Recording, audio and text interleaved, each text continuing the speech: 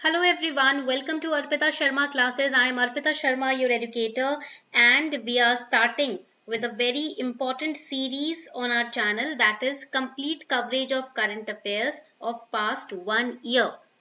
तो आज हम कंप्लीट करंट अफेयर्स का कवरेज करना चालू करने वाले हैं अपने चैनल पर। इसके अंदर हम पास्ट 1 ईयर के जो कंप्लीट करंट अफेयर्स हैं उनको धीरे धीरे दो तीन करके कवर करेंगे। ठीक है, जो मोस्ट इंपॉर्टेंट टॉपिक्स हम उनको कवर करेंगे।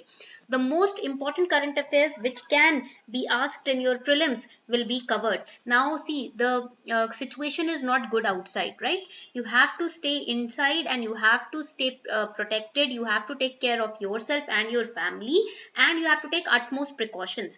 So that is why we have launched these new classes for all of you, so that you can boost up your preparation. आप अपनी preparation को और strong बना सको, boost up कर सको। इसी वजह से हमने ये courses आप लोगों के लिए start किए हैं। ठीक है, और ये फ्री क्लासेस यूट्यूब पे चलती रहती है, पेड नहीं होती हैं ये क्लासेस, तो इसीलिए आप इसका मैक्सिमम एडवांटेज उठा सकते हो। तो अगर अभी तक थोड़ा सा भी रिवीजन में कोई दिक्कत हुई हो या कुछ करंट अफेयर्स का कवरेज ना किया हो, तो अभी आपके पास चांस है कि आप उसको कवर कर सकते हो। Alright, so let's start the current affairs. Also before that here's a small announcement for all of you. Unacademy ने लॉन्च किया है इंडिया का best program to crack UPSC, and 12th May is the last date to enroll in this program. In this program, we have people who have themselves cleared UPSC CSE, who have appeared for interviews. They are going to guide you and teach you in this program. one-on-one interaction Zoom sessions होंगे जिसमें आपके personally एक एक करके doubt solve किए जाएंगे, and weekly one-on-one personal mentoring होगी इसके अंदर।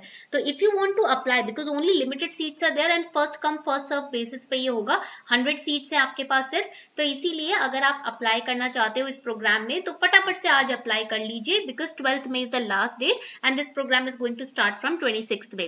The link is given below in the description box. जल्दी से आज के आज आप enroll कीजिए।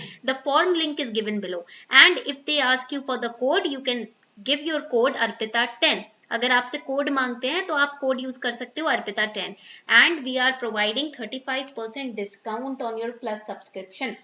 तो 25% तो अनअकैडमी प्रोवाइड कर रहा है, 10% आपको मिलेगा अगर आप कोड यूज करते हो Arpita10। ओके, सो इनरोल टुडे, आज के आज इनरोल कर दीजिए ताकि आप इस सब्सक्रिप्शन का फायदा उठा सके।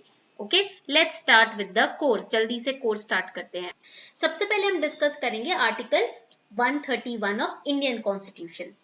रिसेंटली हुआ क्या कि केरला और छत्तीसगढ़ ने एक सूट फाइल किया, केस फाइल किया सुप्रीम कोर्ट में, जिसके अंदर आर्टिकल 131 के समेत काफी सारे ऐसे सेंट्रल लॉज थे, जैसे कि सिटीजनशिप अमेंडमेंट एक्ट हो गया, नेशनल इन्वेस्टिगेशन एजेंसी एक्ट हो गया, जिसकी कॉन्स्टिट्यूशनल वैलिडिटी, संवैधानिक जो वैलिडिटी है उसको चैलेंज किया गया कि क्या ये कॉन्स्टिट्यूशनली वैलिड है भी या नहीं।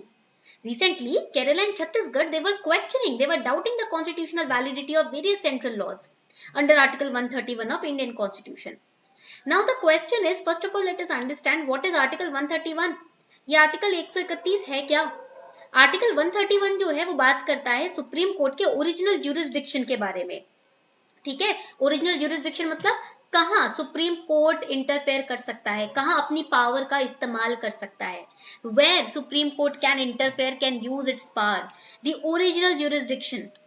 सो यहाँ पर एपेक्स का मतलब होता है top most. Always remember, wherever you study apex, apex means top most. So Supreme Court, the apex court deals with any dispute between center and state. So what is the original jurisdiction of Supreme Court in that matter? If Supreme Court is interfering to solve a dispute between center and state, where is the original area where Supreme Court can exercise its power? Right? So that is Article 131. This means no other court can entertain such a dispute. अगर supreme court के पास power है कि वो centre state के dispute को solve कर सकता है, तो उसका मतलब क्या है कि उसके बीच में कोई और नहीं अपनी टांग अड़ा सकता, सुप्रीम कोर्ट के पास ये पावर है। ठीक है, so a dispute to qualify under 131 where Supreme Court will exercise its power, it has to necessarily be between states and the center. जहां पर सुप्रीम कोर्ट को ओरिजिनली इंटरफेयर करना है, जुरिसडिक्शन उसका ओरिजिनल जुरिसडिक्शन आता है सेंटर स्टेट के बीच में, कोई भी डिस्प्यूट जो आर्टिकल 131 के अंडर आएगा, वहां भैया मान लीजिए कि सुप्रीम कोर्ट अपने राइट्स का यूज करेगा। सुप्रीम स्टेट और सेंटर के बीच में अगर सॉल्यूशन निकलेगा तो सुप्रीम कोर्ट के द्वारा ही निकलेगा। ठीक है, पॉइंट क्लियर हो रहा है? So Kerala over here has filed a suit to challenge Citizenship Act of 2019. stating that it is violative of Article 14, 21 and 25. Now for prelims you have to remember Article 14 is equality before law, Article 21 is protection of life and personal liberty, Article 25 is freedom of religion, freedom to practice your religion. तो यहाँ पर केरला ने एक suit file किया citizenship amendment act 2019 के खिलाफ, जो कि बहुत कंट्रोवर्शियल था. You must have studied this. It also challenges the passport amendment rules 2015. Passport amendment rules 2015 को भी चैलेंज किया केरला ने. ठीक है, फॉरेनर्स ऑर्डर 2015 को भी चैलेंज किया गया because it had regularize the stay of non Muslim migrants from Pakistan, Bangladesh and Afghanistan, जो कि दिसंबर 31, 2014 से के पहले आए थे. ठीक है, पॉइंट क्लियर हो रहा है. तो ये दो एक्ट्स चैलेंज किए गए. Now here in the state of Karnataka versus Union of India case 1978, Justice P.N. Bhagwati had said that for Supreme Court to accept a suit means case under Article 131, state need not show that its legal right is violated, but only that dispute involves legal question. यानी कि P.N. Bhagwati का जो case था, justice P.N. Bhagwati ने जिस case में participate किया था, उसमें उन्होंने ये कहा था कि आर्टिकल 131 के अंडर अगर सेंटर स्टेट का डिस्प्यूट आएगा, अगर आर्टिकल 131 के अंदर स्टेट उस डिस्प्यूट को लाना चाहता है तो उसमें प्रूफ करने की जरूरत नहीं है कि लीगल राइट वायोलेट हुई है कोई, नहीं, बस इतना प्रूफ करने की जरूरत है कि जो डिस्प्यूट है वो लीगल क्वेश्चन को हाईलाइट कर रहा है, कोई लीगल क्वेश्चन के ऊपर की किसी लीगल प्रोविजन की वैलिडिटी को क्वेश्चन किया जा रहा है, बस इतना आप प्रूफ कर दो, फिर सुप्रीम कोर्ट उसको हैंडल कर लेगा. ठीक है, so it can not be used to settle any political difference between state and central government. Why? Because it should involve a legal question. कोई पॉलिटिकल मतभेद चल रहा है वो नहीं आर्टिकल 131 में आने वाला है. ये पॉइंट याद रखिएगा प्रीलिम्स के लिए. So center has other parts to ensure that its laws are implemented. If these center is the state is challenging center's laws, still center has the power to ensure that its laws are implemented. Center can issue directions to state to implement the laws जो parliament ने बनाए हैं. तो मतलब state centre के पास यहाँ पर थोड़ा सा अपर हैंड हो जाता है ना, कि भले ही स्टेट उसको चैलेंज कर रहा है बट सेंटर के पास ये पावर है कि वो स्टेट के थ्रू उस लॉ को इम्प्लीमेंट करवा दे. बट अगर स्टेट कंप्लाई नहीं करेंगे डायरेक्शंस के, सेंटर के डायरेक्शंस को, तो क्या होगा, सेंटर उसको कोर्ट में लेकर जा सकता है, फोर्सफुली उनसे इम्प्लीमेंट करवा सकता है. तो यहाँ पर इंपॉर्टेंस आती है आर्टिकल 131 की. देखो हमें पता है हमारा क्वासी फेडरल कॉन्स्टिट्यूशनल स्ट्रक्चर है, यानी कि हमारे पास क्वासी फेडरल यानी कि सेंटर स्टेट के बीच में यूनिटी के साथ ही काम होता है, बट हाँ सेंटर का थोड़ा अपर हैंड हो जाता है. Inter governmental disputes are not uncommon, ये आपको पता ही है, you all know that in our country inter governmental disputes are not uncommon. आप दिल्ली में भी देख रहे हो इश्यूज हो रहे हैं, in West Bengal also there are issues going on, Bihar also, Kerala also, even in Chhattisgarh, right. So here the framers of the constitution expected such differences when they included article 131. उनको पता था भाई ठीक है फेडरल स्ट्रक्चर है बट सेंटर स्टेट के बीच में opinion को लेके मतभेद हो सकते हैं, इस वजह से आर्टिकल 131 को इंसर्ट किया गया, जहां सुप्रीम कोर्ट एक नॉन पार्शियल एंटिटी के तौर पे काम करेगा और डिस्प्यूट्स को सॉल्व करवाएगा. Now, resolve disputes between states. Unlike individuals, state governments cannot complain of fundamental rights being violated or cannot move to courts under Article 32. Therefore, Constitution provides that whenever a state feels that its legal rights are under threat, they can take it as a dispute to the Supreme Court. हमें पता है article 32 के तहत states जो हैं अगर किसी तरीके का उनके फंडामेंटल राइट्स वायोलेट होते हैं तो वो नहीं उसको सुप्रीम कोर्ट या हाई कोर्ट के पास लेकर जा सकते.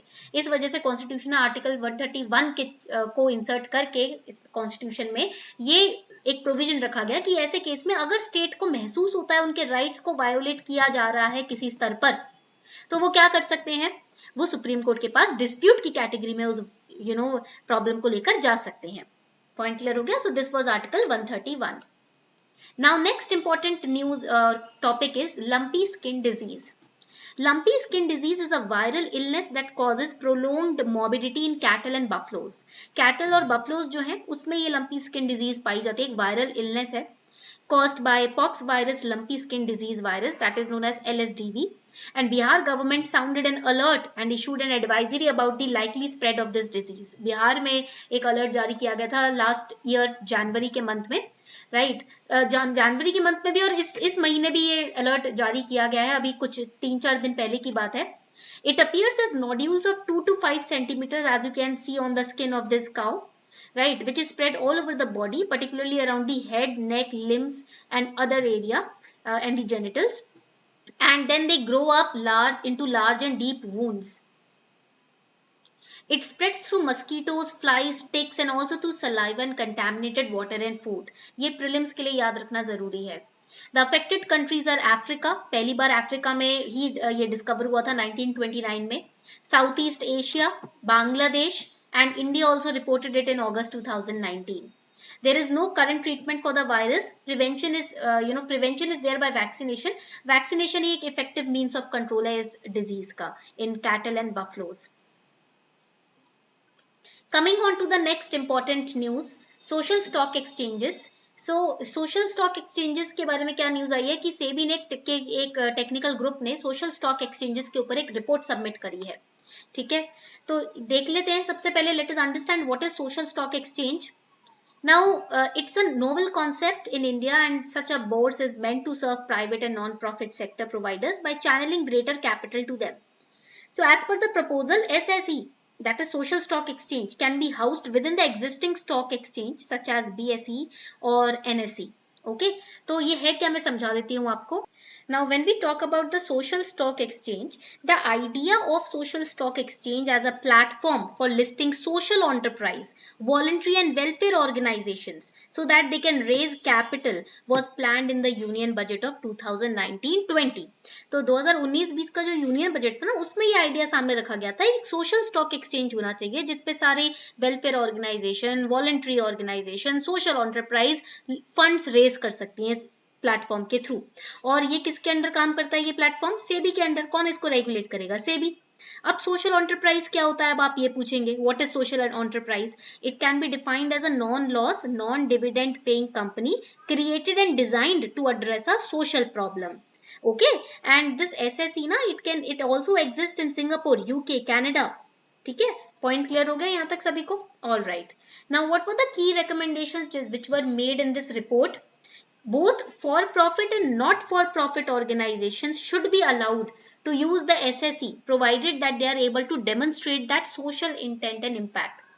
ऑर्गेनाइजेशंस चाहे वो एनपीओ हो, नॉन एनपीओ हो, वो ऑर्गेनाइजेशंस एसएससी के माध्यम से पैसा रेज कर सकते हैं, पर उनको ये प्रोवाइड करना पड़ेगा कि हमारा जो इंटेंट है काम करने का, हमारा जो ऑब्जेक्टिव है कंपनी का, वो हमारा सोशल इंटेंट है, उस सोशल कॉज के लिए हम काम कर रहे हैं. ठीक है. And for NPO that is the not for profit organization it shall be equity. ठीक है, फंड रेजिंग किसके थ्रू कर सकते हैं? इक्विटी शेयर्स के through, zero coupon zero principal bond के थ्रू. अब ये zero coupon zero principal bond आपको पढ़ना है. ठीक है, ये याद रखिएगा. Then over here minimum corpus size, जो फंड साइज होगा मिनिमम, ठीक है, वो जो होगा वो आपका रिड्यूस कर दिया गया है 20 करोड़ से 5 करोड़ तक. मिनिमम सब्सक्रिप्शन अमाउंट जो आप शेयर को सब्सक्राइब करेंगे वो रिड्यूस कर दिया गया है 1 करोड़ से 2 लाख तक. It should have a corpus of rupees 100 crore. Okay, this fund should be housed under NABARD. ये आपको याद रखना है. ये कुछ provisions है जो आपको इसके पढ़ने हैं. ठीक है. So this was your lecture number 1 under the complete coverage of current affairs of past 1 year. धीरे धीरे अब हम जल्दी से सारे current affairs important topics को cover करेंगे आने वाली classes में. Also, do not forget to take your subscription today because this one-on-one personal mentoring program is valid till 12th May. Okay.